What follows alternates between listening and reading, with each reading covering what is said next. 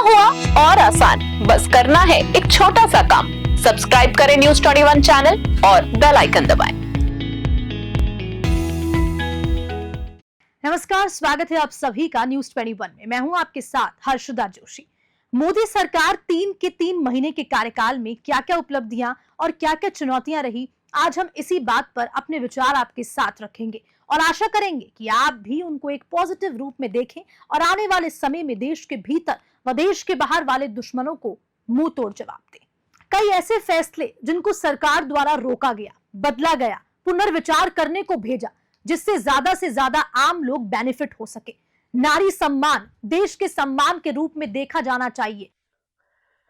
दोस्तों नमस्कार, मैं संजीव पाराशर न्यूज़ 21 पे आपका बहुत बहुत स्वागत करता हूं। दोस्तों, मोदी सरकार का कार्यकाल करीब करीब 3 महीने का पूरा हो चुका है। शुरू में विपक्षी दलों द्वारा इस बात को बहुत जोर देकर के कहना कि यह सरकार ज्यादा दिन तक नहीं चलेगी, क्योंकि जो सहयोगी हैं उनका प्रेशर इस सरकार पर रहेगा।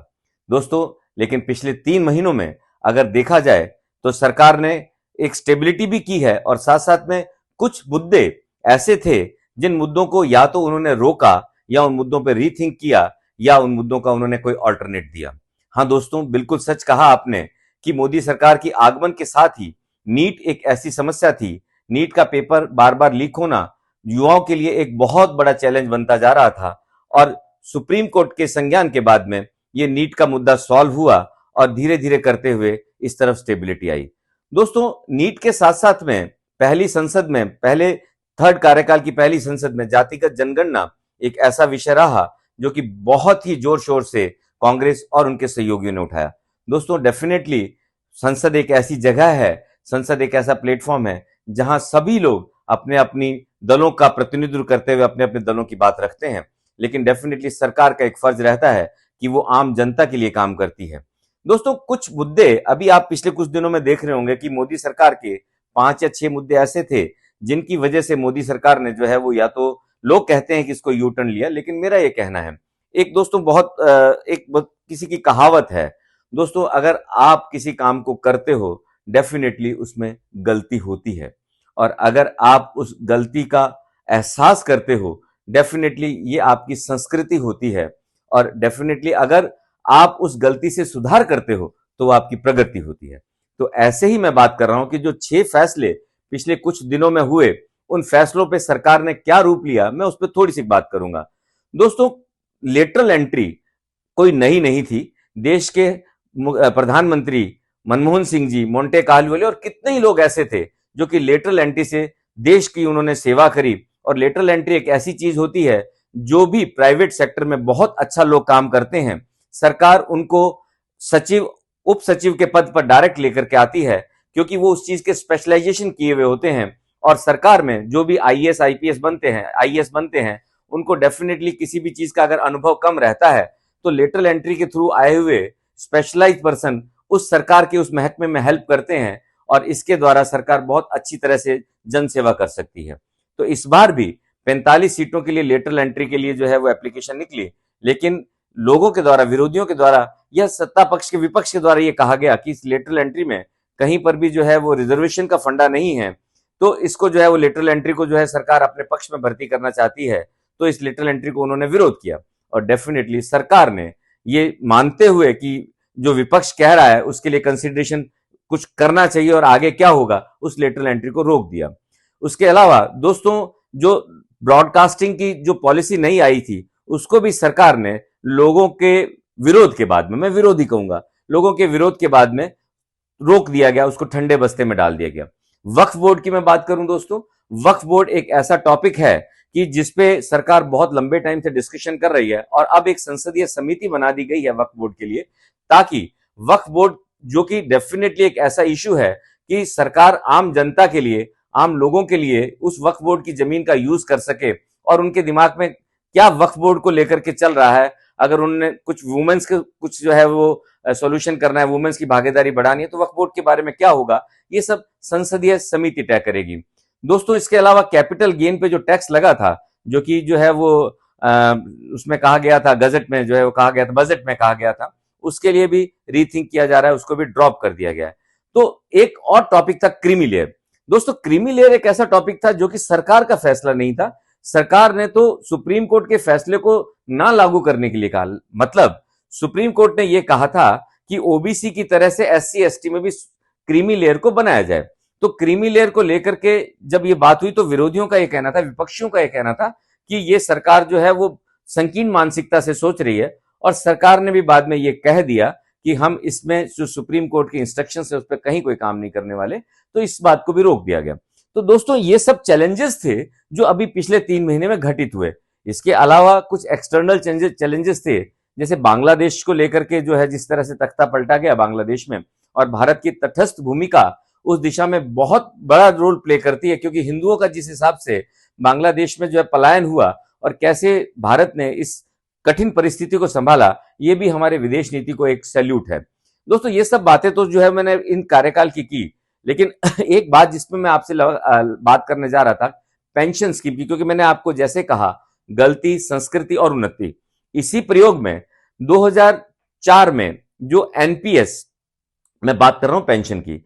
दोस्तों जो 2004 में पेंशन की एक स्कीम आई थी जिसको लोगों ने एनपीएस कहा, उस एनपीएस में 1 अप्रैल 2025 के बाद में एक नई स्कीम सरकार लेके आई जिसको यूपीएस कहा गया, यूनिफाइड पेंशन स्कीम कहा गया। अब दोस्तों इसको समझिए कि ये एनपीएस और यूपीएस में क्या फर्क है।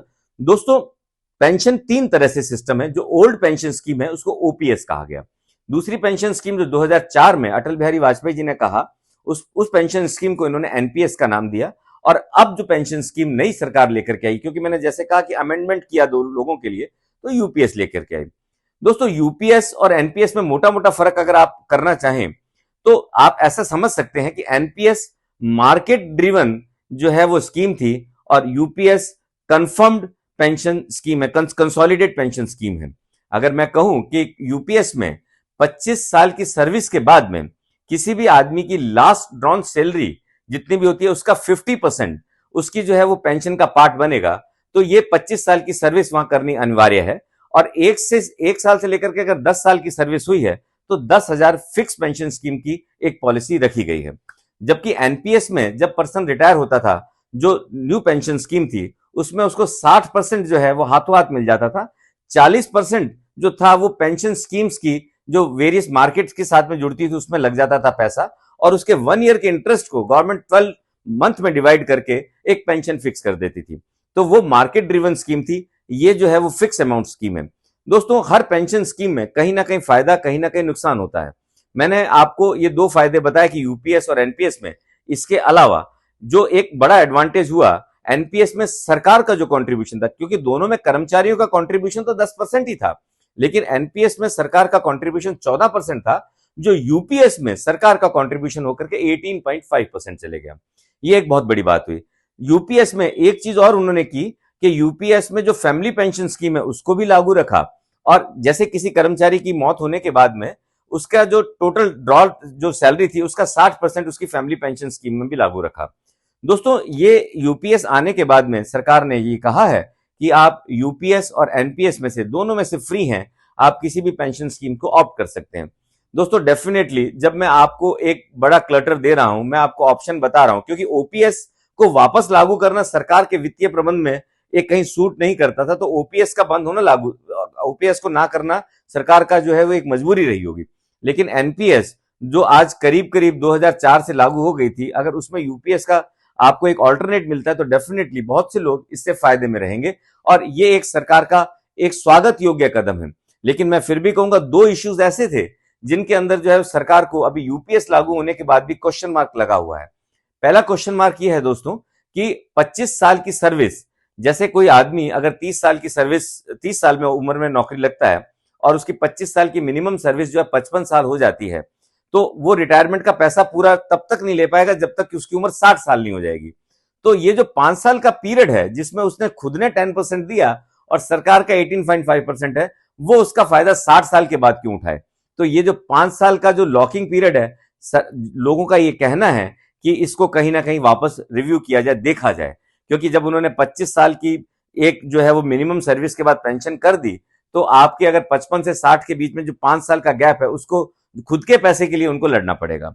दूसरा, कुछ लोगों का ये कहना है कि कुछ जैसे 42 साल जो है वो कहीं सिलेक्शन की एज है, क्योंकि जो अगर आप विकलांगों की बात करें, कुछ जो है वो आप किसी कोटे की बात करें तो वहां एज थोड़ा ज्यादा है, तो उनमें 25 साल तो रिटायरमेंट एज से भी बाहर हो जाएंगे। तो अगर रिटायरमेंट एज से भी बाहर हो जाएंगे वो लोग, तो वो उनको कौन सी पेंशन का स्लैब मिलेगा? तो ये एक बहुत बड़े दो क्वेश्चंस हैं जो कि जो है यूपीएस के अंदर आज भी जो है वो क्लैरिटी नहीं देते हैं। तो यूपीएस और एनपीएस एक ऐसा मुद्दा था जिसके लिए लोग लगातार सरकार से, हर मजदूर संगठन से लेकर के, हर कर्मचारी संगठन से लेकर के सरकार की नीतियों का विरोध करते हुए कहता था कि ओपीएस लागू होनी चाहिए, यूपीएस कुछ नहीं है। लेकिन आज लोग जब जो है वो एनपीएस कुछ नहीं है, लेकिन आज जब लोगों ने यूपीएस को देखा तो लोगों को लगा कि एनपीएस मार्केट ग्रोथ के साथ चल रही है, माइट बी एनपीएस भी फायदेमंद हो सकती है। तो सरकार ने ये फैसला लोगों पर छोड़ दिया कि आप चाहे एनपीएस लीजिए चाहे यूपीएस लीजिए, फैसला आपके हाथ में। दोस्तों, ये सब बातें मैं इसलिए कर रहा हूं क्योंकि मैंने जैसे शुरू में कहा आपको कि सरकार जब भी आती है अपने लोगों के लिए काम करने आती है, अगर उसमें कहीं कमी है तो मुझे कमी बताने का भी पूरा जो है वो अपना अधिकार है कि मैं इसके अंदर करेक्शन करा करके आम जनता तक बात पहुंचाऊं। और आप लोगों को भी ये चीज का एहसास है कि चैलेंजेस बहुत हैं, क्योंकि देश 140 करोड़ का है और समस्याएं रोज हैं। और अब मैं देखता हूं कि हर 7 दिन बाद में नई समस्या आती है। अभी कोलकाता रेप के जो है वो चल ही रहा है, उसके साथ साथ में ऐसा लगता है कि पूरे देश में रेप रेप रेप रेप। तो दोस्तों, कब सरकार जो है वो वेलफेयर के लिए काम करे, कब लोगों से वेलफेयर की बात हो पाए, ये भी एक चैलेंज है। आज के अंक में बस इतना ही दोस्तों, मैं आप लोगों से इजाजत चाहता हूं। मैं संजीव पाराशर दोस्तों, थैंक यू वेरी मच दोस्तों। अब खबरें देखना हुआ और आसान, बस करना है एक छोटा सा काम। सब्सक्राइब करें न्यूज़ 21 चैनल और बेल आइकन दबाएं।